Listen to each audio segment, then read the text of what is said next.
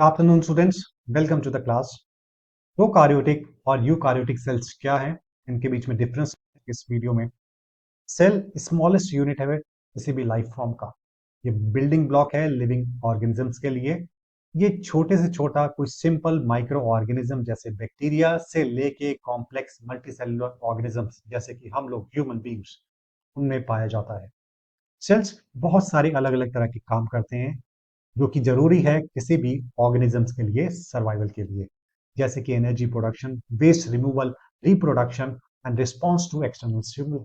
अगर मैं broad classification करूं सेल की तो दो कैटेगरी में उसको बांटा जा सकता है, प्रोकार्योटिक एंड यूकार्योटिक सेल।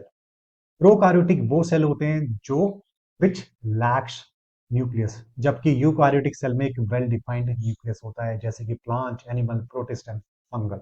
अगर हम बात करें यूकार्योटिक सेल की तो उसका एक वेल डिफाइंड न्यूक्लियस होता है जो कि हम इस वीडियो में भी देख सकते हैं। आप देख सकते हैं कि किस तरीके से इसका जो शेप है, साइज है, एक वेल डिफाइंड है। आंखों से हम बता सकते हैं कि it's well defined nucleus. While on the other hand अगर हम प्रोकार्योटिक सेल की बात करें, it lacks well defined nucleus. तो ये बेसिक डिफरेंस है प्रोकार्योटिक और यूकार्योटिक। यूकार्योटिक सेल में एक वेल डिफाइंड न्यूक्लियस होता है, जबकि प्रोकार्योटिक सेल में it lacks nucleus. So this is the major difference between eukaryotic and prokaryotic. Prokaryotic cell unicellular organism में पाए जाते हैं, जैसे कि बैक्टीरिया और आर्किया। प्रोकार्योट्स बहुत छोटे होते हैं जो कि अलग अलग तरह के एनवायरनमेंट में हमें देखने को मिलते हैं। ये धरती में भी दिखते हैं, पानी के अंदर भी पाए जाते हैं और हमारी बॉडीज में भी ये पाए जाते हैं।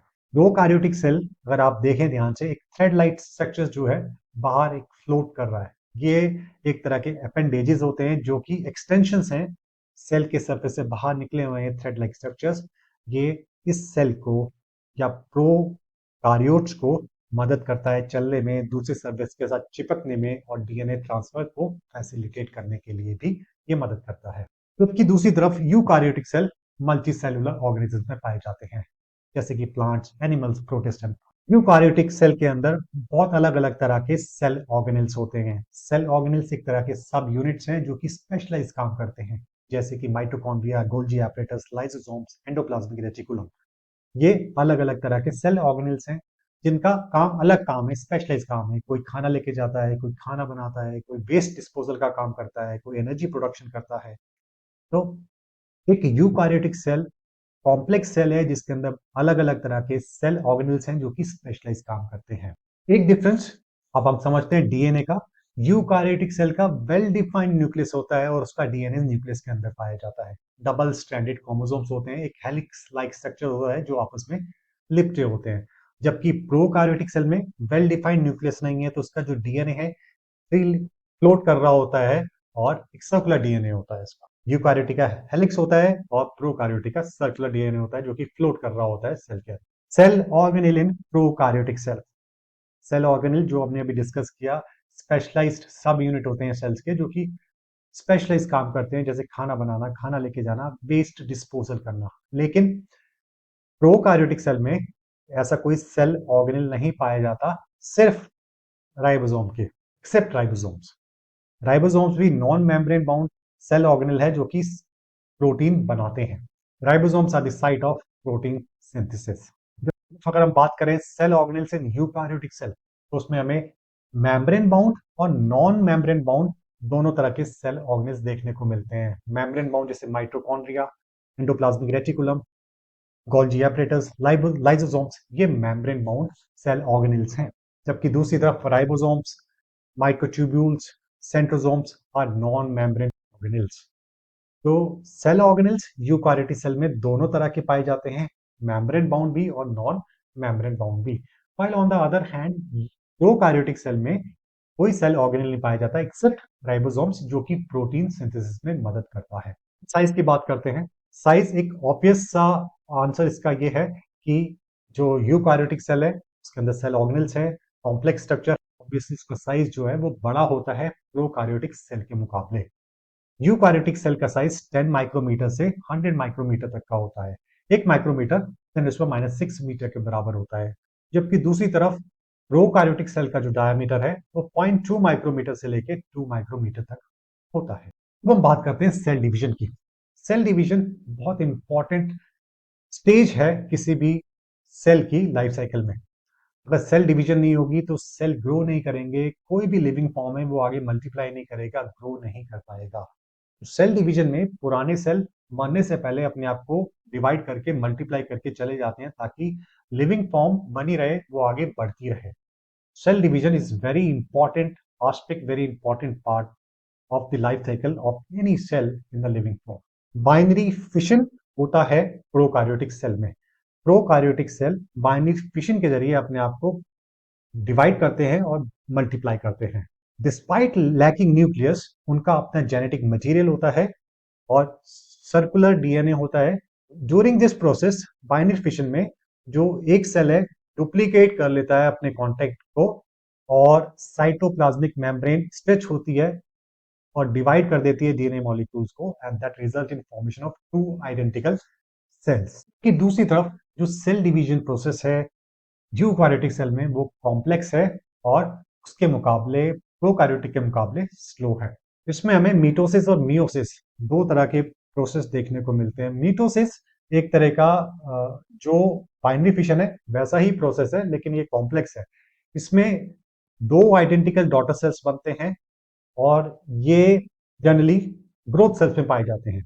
ग्रोथ सेल्स जैसे स्किन सेल्स हो गए, नर्व सेल्स हो गए, जिनको ग्रो करते रहना पड़ता है। पुराने सेल्स मर जाते हैं, नए सेल्स बनते हैं। तो मीटोसिस ये प्रोसेस है, नए सेल्स बनाता रहता है मरने से पहले, ताकि जो ऑर्गेनिजम्स हैं लिविंग फॉर्म है ग्रो करती रहे और मल्टीप्लाई होती रहे, सेल्स मल्टीप्लाई होते रहे। अगर मीटोसिस नहीं होगा तो सेल मल्टीप्लिकेशन नहीं होगी, नए सेल्स नहीं बनेंगे तो ग्रोथ रुक जाएगी।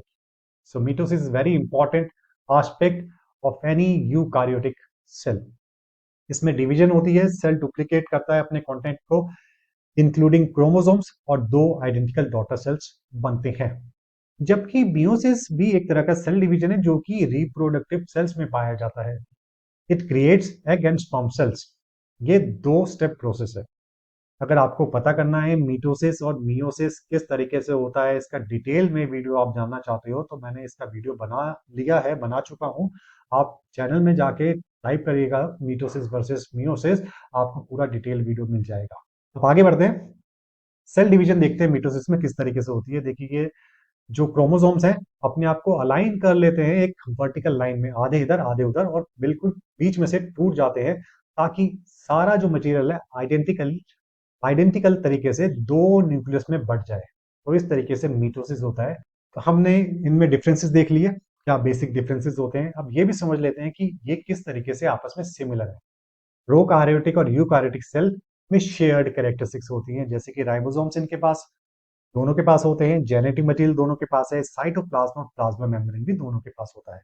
साइटोप्लाज्म एक तरह का फ्लूइड है जिसमें जो ऑर्गेनिक कंपोनेंट्स हैं, ऑर्गेनिल्स हैं, तैर रहे होते हैं, सस्पेंडेड होते हैं।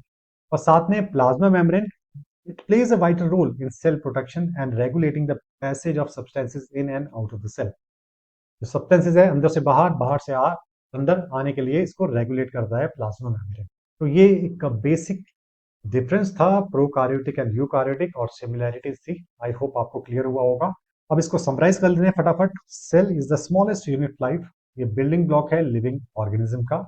दो टाइप्स की ब्रॉड कैटेगराइजेशन है, prokaryotic and eukaryotic. Prokaryotic cell unicellular organism में पाए जाते हैं जैसे बैक्टीरिया, आर्किया, जबकि दूसरी तरफ यूकार्योटिक सेल मल्टीसेलुलर ऑर्गेनिज्म में पाए जाते हैं, plants, animals, protist and fungus. Well defined nucleus नहीं होता और जो डीएनए है फ्री फ्लोटिंग होता है प्रोकार्योटिक सेल में। They reproduce through a process called binary fission. दूसरी तरफ यूकार्योटिक सेल का वेल डिफाइंड न्यूक्लियस होता है और ये अपने आप को रिप्रोड्यूस करते हैं मीटोसिस से, और जो इनका मियोसिस होता है उसमें ये रिप्रोडक्टिव सेल्स में ये प्रोसेस होता है जिससे ये एग्स एंड स्पर्म सेल्स बनाते हैं। It is a two step process. वो आपके सामने एक छोटी सी क्विज है, उसको अटेम्प्ट कीजिए। First one for you, prokaryotic cell have a well-defined nucleus, true or false? Second one, eukaryotic cells are larger in size than that of prokaryotic cells, true or false? Third one for you, ribosomes are found in both eukaryotic and prokaryotic cells, true or false? Fourth one, meiosis is found in prokaryotic cells, true or false? Fifth one for you, Bacteria is a unicellular organism and it lacks a true nucleus. True or false? And the last one for you, mitochondria is a membrane bound cell organelle found in the eukaryotic cells. True or false? अब इस video को pause कीजिए और ये quiz को attempt कीजिए. Your time starts now. And the answers are, I hope students, चीजें आपको क्लियर हुई होगी. बेसिक डिफरेंस क्या है यूकार्योटिक एंड प्रोकार्योटिक में वो आपको समझ आया होगा. See you on the next video. Till then, goodbye.